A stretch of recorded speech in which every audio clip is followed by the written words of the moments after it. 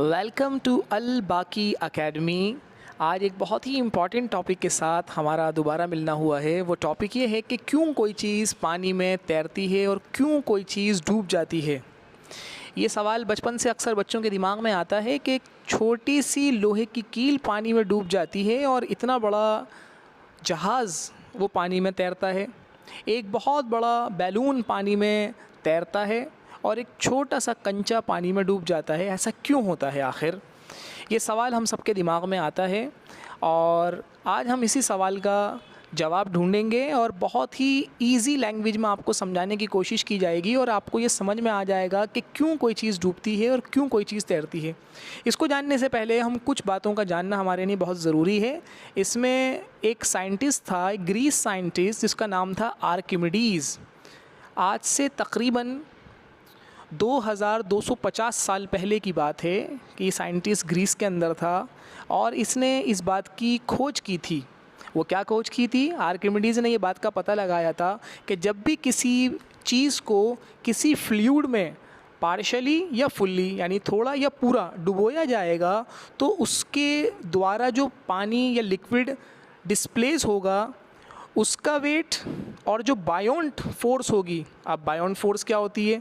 बायोंट force वो force होती है जब जो लिक्विड किसी भी चीज़ पर लगाता है। यानी फॉर एग्ज़ाम्पल हमने कोई बॉल ली और हमने उस बॉल को पानी में डुबोना शुरू करा तो जो पानी है वो एक अपवर्ड ऊपर की तरफ एक फ़ोर्स लगाएगा उस बॉल को बाहर करने के लिए। वो फोर्स कहलाती है बायोंट फोर्स। और ग्रेविटेशन जो होती है यानी ग्रेविटेशनल फोर्स क्या होती है? यानी धरती हर चीज़ को अपनी तरफ खींचती है, वो कहलाती है ग्रेविटेशनल फोर्स। तो ये दोनों फोर्स एक दूसरे के अपोजिट होती हैं। तो बायोंट फोर्स क्या होगी कि जो लिक्विड लगाएगा ऊपर की तरफ उस चीज़ को बाहर करने के लिए, वो बायोंट फोर्स होती है। तो आर्किमिडीज़ ने क्या बताया? आर्किमिडीज़ ने ये बताया कि जो कोई भी चीज़ हम पानी में डालेंगे तो वो पानी को डिस्प्लेस करेगी यानी बाहर की तरफ निकालेगी। अगर टब फुल भरा हुआ है और हम किसी भरे हुए टब के अंदर कोई बॉल या कोई भी ऑब्जेक्ट हम अंदर डालेंगे तो उससे वो पानी बाहर आएगा। तो जितना पानी वो डिस्प्लेस करेगा उसका वेट हम अलग से नाप लें कि हाँ जी इतना पानी ये फ्लूइड बाहर आया, उसका कितना वेट है, और वो इक्वल होगा बायोंट फोर्स के। अब इसी प्रिंसिपल के ऊपर ये बात डिपेंड होती है। जिसने साइंटिस्ट ने ये खोज की थी आर्किमिडीज़ ने, उसकी ये प्रिंसिपल पर ये सारा का सारा डिपेंड है कि कौन सी चीज़ डूबेगी कौन सी नहीं डूबेगी। If the weight of an object is greater than the weight of displace fluid it will sink. अगर जो चीज़ हम पानी में डाल रहे हैं उसका वज़न ज़्यादा है डिस्प्लेस फ्लूइड से, यानी जो फ्लूइड उस चीज़ के द्वारा डिस्प्लेस हुआ है, तो वो चीज़ क्या होगी? डूब जाएगी। Whereas if the weight of an object is less than the weight of displaced fluid, it will float. अगर वो वस्तु जिसको हम पानी में या किसी भी फ्लूइड में डुबो रहे हैं और उसका वेट कम है उस डिस्प्लेस फ्लूइड से, तो वो चीज़ तैरेगी। बस इतनी सी बात है जिसकी वजह से कोई चीज़ तैरती है या कोई चीज़ डूब जाती है। अगर हम इसको और इजी लैंग्वेज में समझना चाहें तो हम इसके लिए समझ सकते हैं डेंसिटी की मदद से कि डेंसिटी क्या होती है। डेंसिटी का फॉर्मूला होता है मास अपॉन वॉल्यूम। मास डायरेक्टली प्रोपोर्शनल है डेंसिटी के और वॉल्यूम इन्वर्सली प्रोपोर्शनल है डेंसिटी के। फॉर एग्जांपल हम दो बॉटल लेते हैं, वो भी एम्प्टी हैं दोनों की दोनों। एक बॉटल को हम एम्प्टी रहने देते हैं, उसमें एयर है, हम उसको बंद करके पानी में डालते हैं, वो तैरेगी। और एक बॉटल के अंदर हम पानी भर देते हैं और उसको पानी में डालते हैं, वो डूब जाएगी। क्यों? कि जो एम्प्टी बॉटल, दोनों का वॉल्यूम तो सेम है, दोनों की दोनों बॉटल फॉर एग्जांपल 1 लीटर की हैं या 500 ml की हैं, दोनों का वॉल्यूम सेम है, लेकिन मास में डिफरेंस हो गया कि मास एक खाली है उसका मास बहुत कम है, एक में पानी हमने भर दिया उसका मास बढ़ गया। तो मास बढ़ने से उसकी डेंसिटी बढ़ रही है। तो डेंसिटी अगर पानी से ज़्यादा है तो वो चीज़ डूब जाएगी और अगर उसकी डेंसिटी पानी से कम है तो वो चीज़ तैरेगी। अच्छा, पानी की डेंसिटी भी होती है, पानी की अपनी डेंसिटी है। अगर पानी की डेंसिटी को हम कंपेयर करें, कोई भी चीज़ हम अगर पानी में डाल रहे हैं तो हम उसकी डेंसिटी वाटर से कंपेयर करेंगे कि अगर वाटर से उसकी डेंसिटी ज़्यादा है तो वो चीज़ डूब जाएगी और वाटर से उसकी डेंसिटी कम है तो वो चीज़ तैरने लगेगी। अब एक सवाल ये आता है कि कील तो बहुत छोटी है, वो क्यों डूबती है, और जहाज़ इतना बड़ा है वो क्यों नहीं डूबता?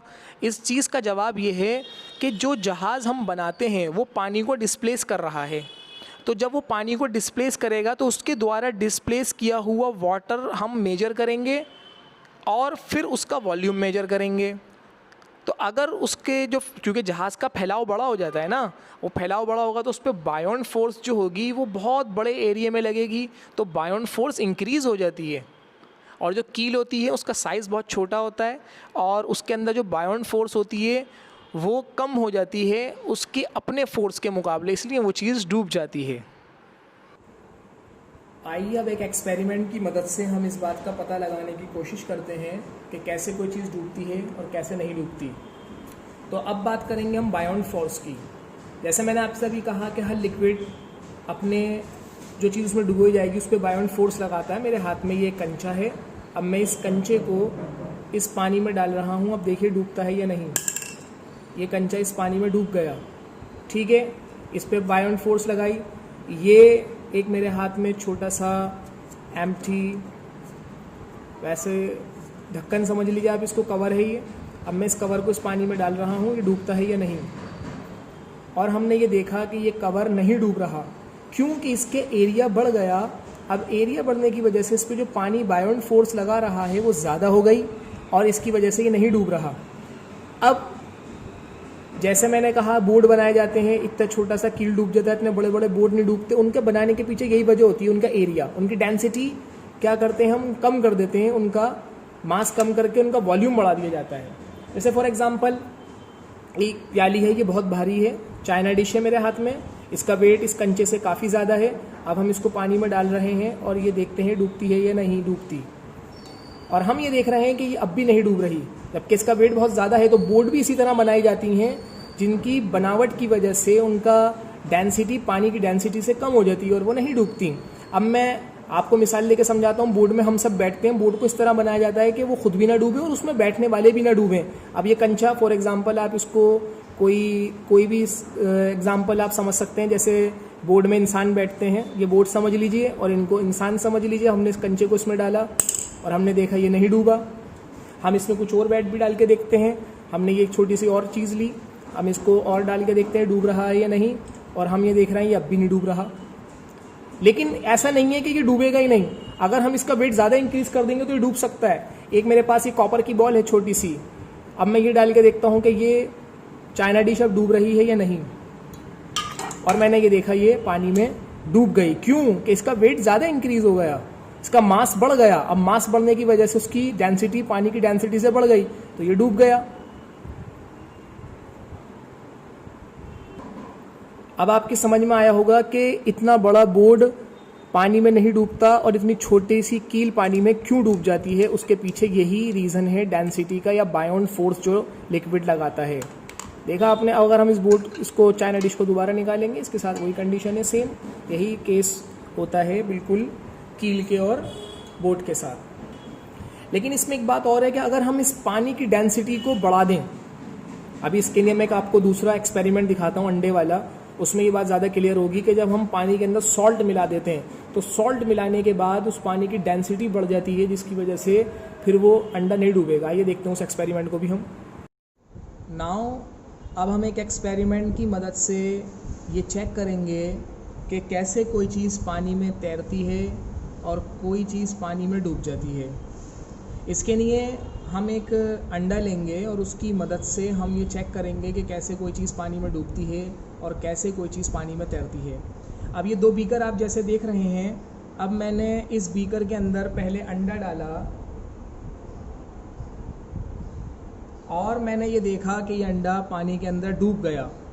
अब मैं इस अंडे को निकाल कर इस दूसरे बीकर में डालता हूँ और मैं ये देखता हूँ कि ये अंडा फिर दोबारा इस बीकर में भी डूब गया। और इन दोनों बीकर के अंदर वो नॉर्मल पानी है जो हमारे घर में आता है, टैप वाटर है, और ये अंडा इन दोनों बीकर में बराबर डूब रहा है। चाहे मैं इस बीकर में डालूँ, चाहे मैं निकाल कर इस बीकर में डालूँ। अब मैं क्या करूँगा, अब मैं थोड़ा सा सॉल्ट इस बीकर में ऐड करूँगा। ये सॉल्ट है जो हम घर में इस्तेमाल करते हैं, टाटा सॉल्ट। अब मैं इसको थोड़ा सा इस बीकर में ऐड कर रहा हूँ, सेकंड बीकर के अंदर।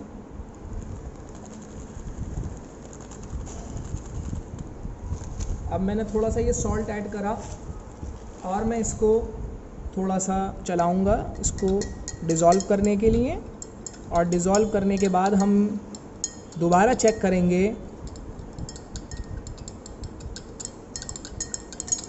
कि ये अंडा इसके अंदर डूब रहा है या नहीं। नाउ हमें एक बात ये और ख़याल रखनी चाहिए कि जब हम इसके अंदर सॉल्ट ऐड कर रहे हैं तो सॉल्ट ऐड करने से इसकी जो डेंसिटी है वो बढ़ रही है।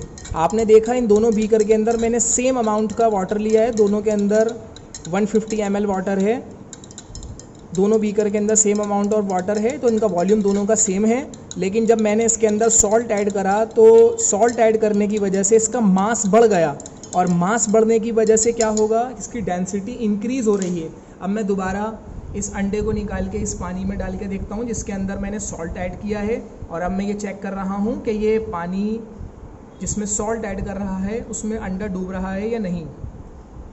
इसमें अंडा अब भी डूब गया, अभी ये अंडा फ्लोट नहीं कर रहा, अभी तैर नहीं रहा। इसका मतलब ये है कि अभी इसकी डेंसिटी इतनी नहीं है वाटर की कि वो अंडे को ऊपर लाके तैरा सके। तो हम थोड़ा सा सॉल्ट इसके अंदर फिर ऐड करके देखते हैं। अब मैंने अंडा फिर दोबारा इसमें से निकाला, और निकाल के मैंने फिर इसी बीकर में डाला, और थोड़ा सा इसके अंदर हमने सॉल्ट और ऐड करना है। अभी इसकी डेंसिटी कम है तो हमने इसके अंदर थोड़ा सा सॉल्ट और ऐड करा। अब थोड़ा सा सॉल्ट और ऐड करने के बाद हम दोबारा इसको चलाएंगे और फिर चेक करेंगे कि इसकी डेंसिटी इतनी हुई कि नहीं कि ये अंडे को फ्लोट करा दे। अब हमने इसके अंदर और सॉल्ट ऐड करा, तो सॉल्ट और ऐड करने की वजह से क्या हो रहा है, इसका मास और ज़्यादा इंक्रीज़ कर रहा है, और मास डायरेक्टली प्रोपोर्शनल, यानी डेंसिटी जो है वो डायरेक्टली प्रोपोर्शनल होती है मास के। जैसे जैसे मास बढ़ रहा है तो उसकी डेंसिटी भी इंक्रीज़ हो रही है।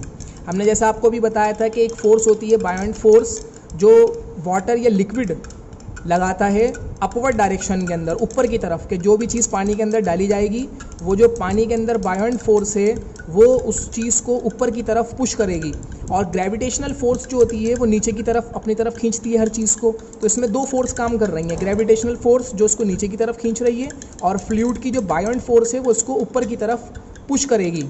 अब हमने इसके अंदर सॉल्ट को डिज़ोल्व कर दिया, और अब हम दोबारा इस अंडे को डाल के देखेंगे कि अब ये फ्लोट कर रहा है या नहीं। तो फिर मैंने इस अंडे को इस बीकर में डाला, और इस कंडीशन में हमने ये देखा कि ये एग फ्लोट कर रहा है। जैसा आप देख रहे हैं बिल्कुल ये क्लियर, बिल्कुल विजिबल है कि ये अंडा इसके अंदर अब फ्लोट कर रहा है। आप देख सकते हैं, ये मैं इस अंडे को अगर अपनी उंगली से ऐसे अंदर डालूंगा भी तो ये वापसी ऊपर आ रहा है। क्यों? कि इसकी डेंसिटी अब बढ़ गई। Due to increase the density the egg will float, ये एग अब फ्लोट करेगा। तो इस एक्सपेरिमेंट की मदद से हम ये बहुत इजीली समझ गए कि कैसे कोई चीज़ पानी में फ्लोट करती है और कैसे कोई चीज़ सिंक करती है। आपने इससे पहले वाले केस में देखा था, जब दोनों वाटर नॉर्मल कंडीशन में थे, मैंने सॉल्ट ऐड नहीं करा था, तो अंडा दोनों बीकर में नीचे की तरफ जा रहा था, यानी सिंक कर रहा था। अब इस कंडीशन के अंदर अंडा फ्लोट कर रहा है जिसमें हमने सॉल्ट ऐड करा है, और इस कंडीशन के अंदर जिसमें अभी सॉल्ट ऐड नहीं करा, ये दोबारा अंडा क्या कर रहा है, ये इसमें डूब गया। आई होप आपको इस एक्सपेरिमेंट की मदद से ये समझ में आ गया होगा कि कैसे कोई चीज़ फ्लोट करती है और कैसे कोई चीज़ सिंक करती है। Due to the depend on density, density पे डिपेंड है किसी चीज़ का फ्लोट करना और किसी चीज़ का डूब जाना। अगर आपने अभी तक चैनल को सब्सक्राइब नहीं करा है तो आप चैनल को सब्सक्राइब कर लें इसी तरह की इन्फॉर्मेटिव वीडियोस के लिए, और आप बेल आइकॉन को भी प्रेस कर दीजिए फॉर नोटिफिकेशन। और आप मुझे कमेंट्स करके भी बता सकते हैं आपको ये वीडियो कैसी लगी और किस टॉपिक पर और आप वीडियो चाहते हैं। मेरी कोशिश रहती है कि मैं बहुत इजी लैंग्वेज में और इजी मेथड से और एक्सपेरिमेंट के ज़रिए बच्चों को साइंस की बातों को समझाऊं। Thanks for watching.